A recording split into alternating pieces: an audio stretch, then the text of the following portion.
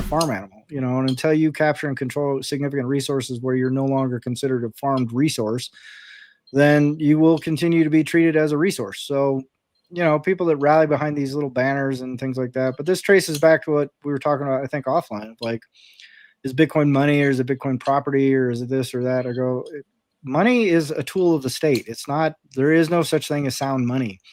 Sound money is the one that is most efficiently extracts resources from you. So when people go, oh, this is a monetary network, or we need Bitcoin is money and Bitcoin is the best money. I go, you're saying like, hey, I want the best tool for the state to take things from me. And I think Bitcoin's that thing. I go, it's a cognitive dissonance in my head. But property is what rules the sovereign. Property is what rules a competitive resource capture game. Yeah, I'm just a chicken looking for a better coop myself, man. You know, but so on an animal farm, you can see the chickens, you know, who are, you know, paying attention it's hard to ignore. You can see where feelings of socialism or Marxism feed the pro-human feelings that like we want to take care of people and that corrupt entities should be the ones that pay for it.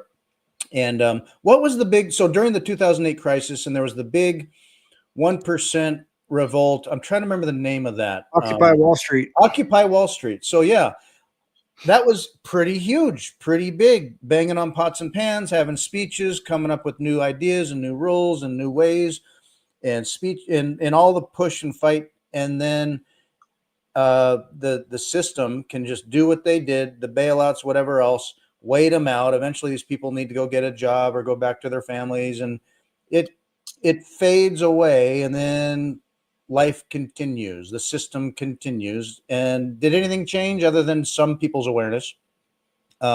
Maybe not anything really changed. Nothing changed at all. Nothing. Like it's literally the equivalent of like if you had a bunch of chickens like all go into the corner and start making a lot of noise and flapping their wings. You go, okay, well, go nuts, you know. Squawk, squawk, squawk, flap, flap, flap, squawk, squawk, squawk, flap, flap, flap. Sooner or later, the farmer either sicks his dog on the fucking chickens and the chickens go, ooh, and they disperse, which is what happened with Occupy Wall Street. Or the farmer just sits there and puts some earplugs in and goes, whatever, you know, I'm still getting my meat and eggs. I don't care how loud the chickens are squawking in the yard. They're just, you know, it's just part of all the rest of the noise of the chicken coop, you know? Yeah. And that, you know, I don't know, man. Like, so we vote harder, we elect better people, they come in, and the game continues. Correct. Well, I mean, the game is competitive resource capture. It's not rights. It's not communism. It's not capitalism. It's not socialism. Like you've pointed out a couple times, like, well, socialism and communism appeal to human things, and I go, well, so does capitalism. It's all the same hustle. Dude. Like capitalism has its own little mythologies and all this kind of stuff, but it's all like it fundamentally drives fiction, and we are all beneficiaries of that fiction. Like we can sit here in the United States and go, our economy is 70% driven by consumer spending. We spend 20% more than we produce. And we think somehow that we are like the kings of the world and we're the best this and that, and America's number one and yada, yada, yada. And it's like, well, but when they peek behind the curtain and they see what really drives that, and you go, well, it's a big fleet of aircraft carriers and you know, a huge fleet of nukes and 160 military bases around the world, and it's blood that keeps us afloat. Proof of war. Yeah, it's proof of war and our ability to print money, like unlimited money, and export it. And so, like when people are talking about stable coins and, you know, it's gonna flip gold and this and that and the other thing, it's like I think it's a magnificent mechanism for continuing to export our inflation and impoverish others at our expense, you know. And so that's kind of that's capitalism. That's the miracle of capitalism is like the ability to debase the world because you hold the reserve currency, and then our allies get to participate in it because they're adjacent to us, right? So yeah, you know, to say it's like the things that appeal to people about communism and socialism are not invalid. They just don't realize that they're no less relevant than the capitalism they think they're trying to fix or replace or move, right? So yeah, and to say we have capitalism, you've heard of Triffin's dilemma, where if you're the country with the world, if you got the world reserve currency, and there's incentives to export your currency and have imports, and you start to supplant your own industry with external industry, and you're importing most of the stuff while you export your currency, your internal economy at Main Street in small businesses, base businesses, suffer because it's just all cheaper abroad. All the regulations, all the source of work, everything about the differential in economy does not benefit a U.S. company doing it themselves at the expense that it takes internally. And so like everything gets exported. And so the country that's like sitting on the castle with the currency internally starts to erode, not just business, but culturally, the incentives and everything about it. So like America suffers from an erosion in incentives, Mm-hmm. and it trickles down. That's where, Bitcoin can fix this. So I think of an Americans that get on the Bitcoin path can start to feel that escape valve, escape hatch, that solution with the great realignment, hopefully, that can percolate into that system and realign that over time as well. Well, theoretically, I mean, I hope so. Like the thing is, we get a lot of material comfort from being at the top of that thing, right? And I think what we've got now is 50 years. Like we've got an entire generation, our generation in particular, that grew up in nothing but material comfort, right? So, if the goal is to get people away from accepting like I can just get whatever I want whenever I want just for throwing some paper around, I think it's kind of a tough road, right? Like I don't think people are really quite ready yet to understand what that means. The problem they're kind of running into right now is like the idea of a competitive resource capture game is predicated partly on you must control resources, land, gold, oil, diamonds, whatever it is, right? Food. But people are also that resource. And the primary benefit of having a resource under your control is the labor or ideas that they provide. But if those labor and ideas aren't worth anything, then you kind of go, well, what's the point of controlling that resource, right? Like they don't provide anything for me as a ruler anymore. So what becomes of that population? I mean, this game is like a snake eating its own tail, right? Because the same thing that the libertarians mess up is the same thing the communists mess up. Is they go, well, labor, labor, labor, labor, labor, and I go, well, what happens when there's no need for labor, or there's a much reduced need for labor, right? Mm-hmm. Because like if you look at a hunter-gatherer society, you are your own labor. You go, if you want to eat, go pick some berries, right? If you want to shoes, go make some shoes. Like there's no like division of labor, this, that, and the other thing. Maybe someone will help you make some shoes or whatever it is, but the point is being like an animal. Like you don't see wolves go around and divide their labor. Like they all group up, they kill something, they all kind of share in the spoils, and that's it, right? But that's what humans have been doing for 12,000 or 25,000 or 100,000 years. And over the last 12,000, they figure out how to plant stuff in the ground and grow it. So maybe it was giants from the ocean that came and taught us how to do that and build pyramids and whatever. I don't know, but Nibiru. yeah, Nibiru. They I don't came know. down and Yeah, and taught us the ways of agriculture. But mm-hmm. maybe they were the conquerors to begin with. They were the original conquerors. I don't know. Stepping another layer out from that, thinking, and I always look at the next meta level on some of these things I enjoy. There was a podcast a week ago on what Bitcoin did with a vice president at Swan, actually, Brandon Quittem. Oh yeah. And he's a smart guy, and I like all of his Bitcoin stuff. He was talking about and has written about the fourth turning. And where is my thingamajiggy here? Oh, here we go. Is this it? Oh, sorry.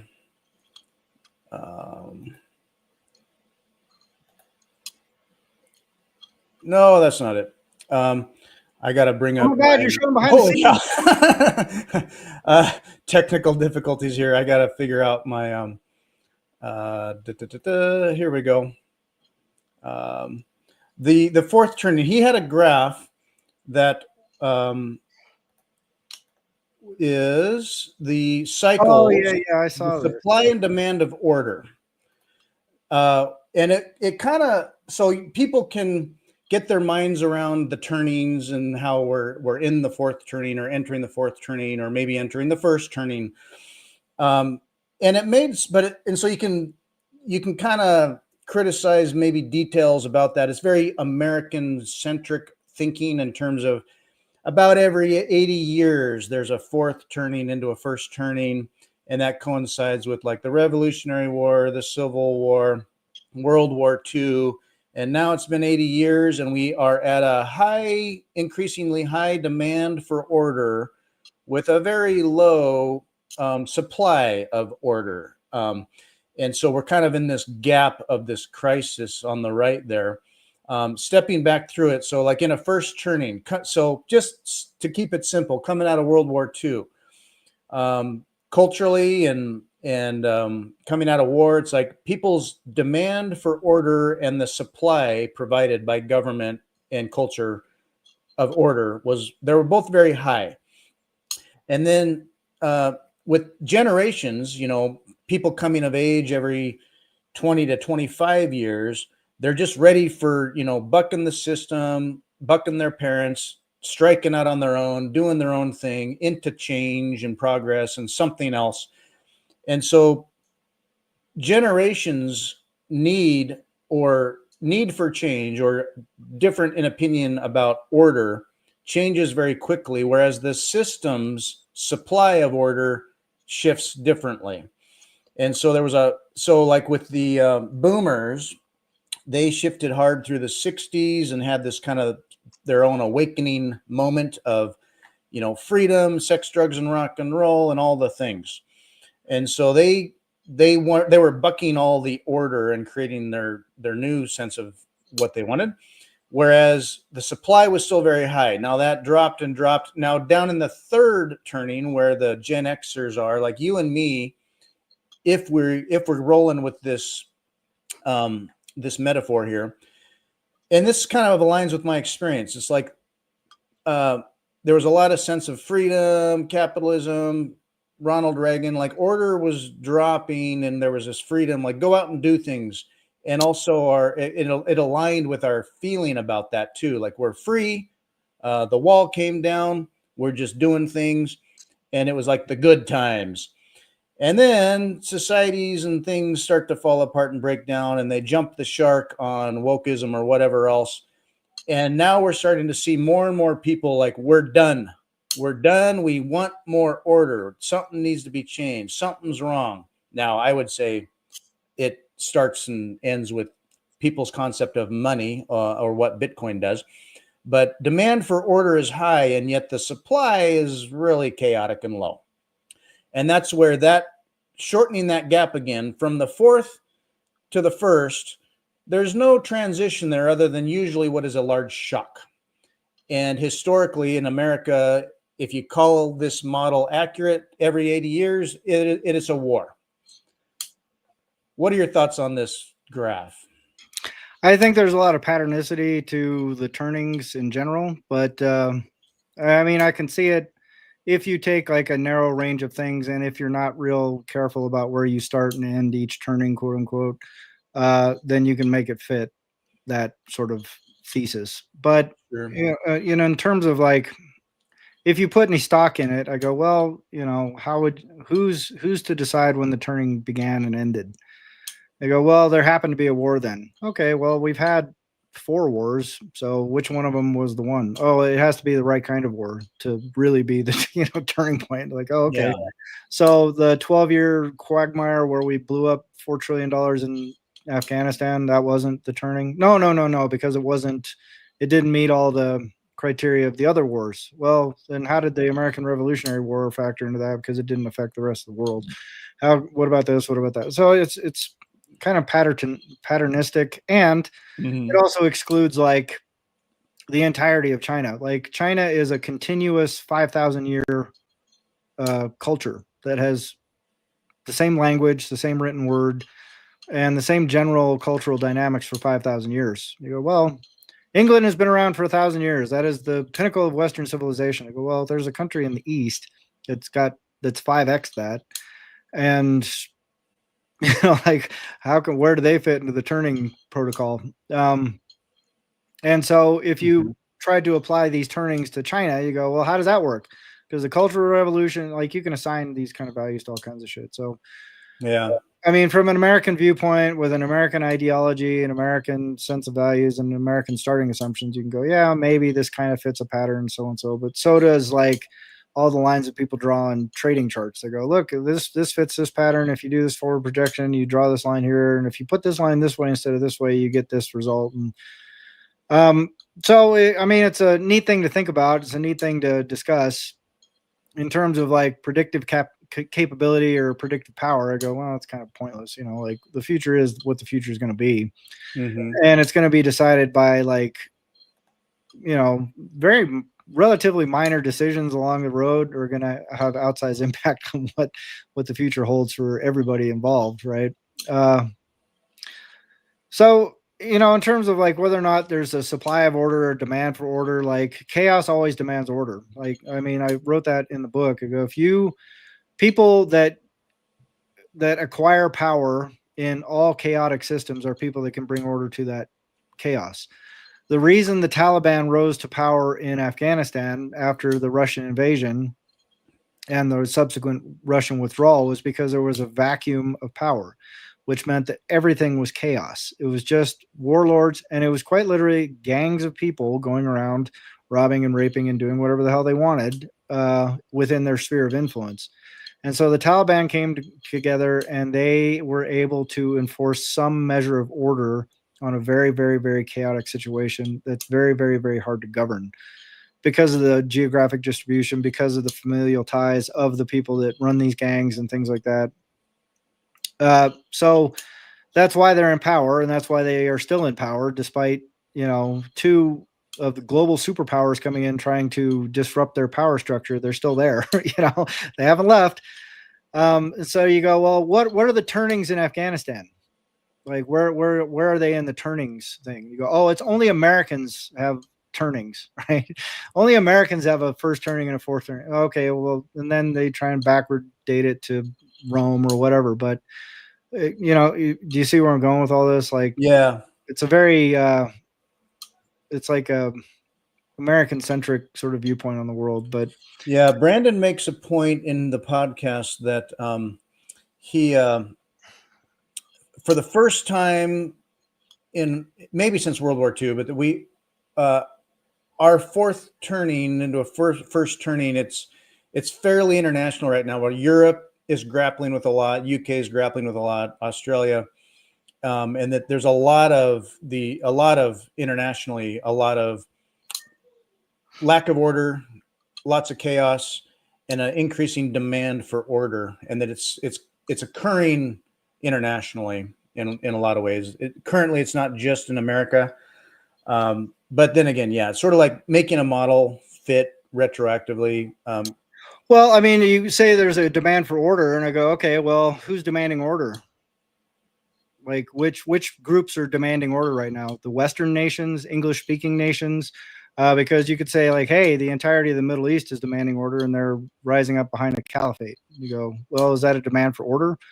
Yeah, like ISIS was a demand for order, So you go, well, is that what we're talking about when we're talking about a low supply or low demand for order and high supply, or vice versa? You go, well, was ISIS that? Well, no, we're not talking about ISIS because they're terrorists. We're talking about like Americans and people in the street being angry. Well, that's like the problem with all of this politics. Like I think Johnny kind of summed it up right here. Like we are all being led through the elite societal algorithms. I go, that's probably closer to the truth than just about anything. Like you go, hey, Australia's got a demand for order. Well, you mean like Wall Street demanded order, like Occupy Wall Street did? Like what does that demand look like? Because if the demand doesn't involve like taking control of resources, it doesn't matter. If you are a chicken in the chicken farmer's coop, hen house, farm, whatever, and a bunch of chickens are sitting in the corner going, we demand, like they all hold up little chicken signs and go, we demand more free time from our cage, and we demand to produce fewer eggs and blah, blah, blah. You know, like, does the farmer go like, oh my God, these guys have a demand for order right now? You go, no. If the chickens all just like en masse attack the farmer and just scratch the shit out of him and peck his eyeballs out, you go, that was a demand for order. You know what I'm saying? But the problem is another farmer is going to come along and take control of that coop. That's the only thing that's going to change. It doesn't mean that a chicken gets to rise up and then run the coop, because as someone, I think Johnny pointed out earlier from the book, Animal Farm, some animals are more equal than others. And the second that a chicken can rise up and take control of the coop, they become a farmer. They're not a chicken anymore. Yep. So once they become a farmer, they have to do farmer things, right? And farmer things mean, like, when the chickens are bitching about they don't have enough bread, they go, well, they have to figure out how to navigate controlling that resource. So when Johnny said that, I think that it's kind of a neat way to sum it up. It's like the elites, the leaders, the people that control resources, however you want to frame them, are people that are trying to manage you as a resource. They go, what's the most effective way to manage you as a resource? What's the most effective way to extract resources from you? What's the most effective way to prevent you from letting some other farmer knock me off of my pedestal? That's all they care about. Like, the rest of it is noise. It's all just noise, but it's noise that all the farmers are encouraging all around the world. Like, you go, oh, there's a demand for order in Australia. Well, the people on the left say the demand for order is to get rid of all these right-wing lunatics. Is that the demand for order that you're talking about, or are you talking about the demand for order that you like? But the point is there's people on both sides of that fence that are pulling those levers, trying to gain control over the resource in that country or in that region or in that state or in that city. And whoever can pull those levers most effectively and then wield state power and state authority over violence, then they're going to be the new farmer. And you're still going to be the same resource. It doesn't matter what you thought or what you cared about or what you were demanding or any of this kind of stuff. Because even if you all rise up, there's going to be a leader of your rising. And when that leader comes to power, he has to farm you, just like the last guy did.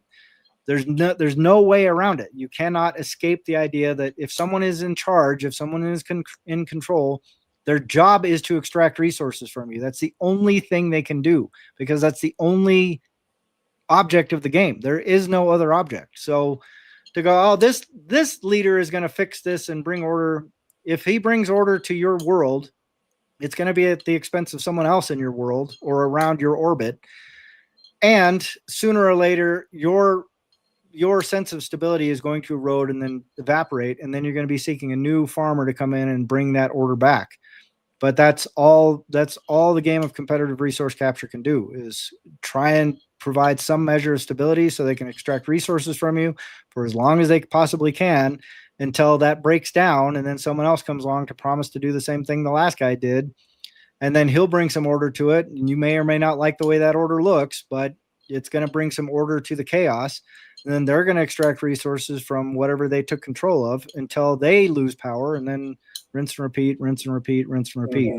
Mm-hmm. So to put it in the terms of the turnings and the demand for order, there's always a demand for order. There's always a low supply of order. There's never a time when it's like high and low. That's a myth, dude. That's not possible in the game of competitive resource capture, right? Like, that we've had some measure of stability for the last 40 or 50 years or 60 years is not indicative of the history of the game of competitive resource capture for 12,000. That's a fart in the wind. And it's a fart that came about because of very, very, very unique circumstances, and primarily nuclear weapons and the ability of the United States to issue the global reserve currency. So that's where the global stability, quote unquote, came from. And that is running its course. It's running out right now. And so the next paradigm that brings stability to the system, I hope, is going to be Bitcoin, but there's no guarantee of that. I think it's possible, but we'll see. Exactly. And Johnny prompts me on this, but I was just going to say, so now we have a new rule in the farm game. We have a new technology akin to the invention of fire, the invention of the wheel, the creation of the internet. We now have Bitcoin. Bitcoin changes a fundamental rule in the farm game. And so now a lowly little chicken can start creating a little free range farm of their own, free of their own farmer. They They can could control property, dude. You know what I mean? property. They can have their own slice of actual property, and no other big farmer or the latest shiller can steal a chicken's little micro farm from that little chicken anymore. So the chickens, you can say there's a hole in the fence. Now, are chickens still going to come back to the pen and check in and be part of that culture and the legacy system? Yes. But there's a hole in the fence that you have access to now, and you can own your slice of true farm property. Yeah. I mean, that's the kind of neat thing about it, right? Is like the name of the game is competitive resource capture. I need to capture and control valuable resources. That's how I gain power in the game of competitive resource capture, right? There is no other way. There is no other game to play, and there are no rules to the game. However you can do it is valid. Thank you for watching this video. This is just a short clip from our full episode. So if you'd like to enjoy more entertaining wisdom found in our podcasts in their full context, just click a link in the corner. We are always sharing our big ideas on Bitcoin Liberty Live.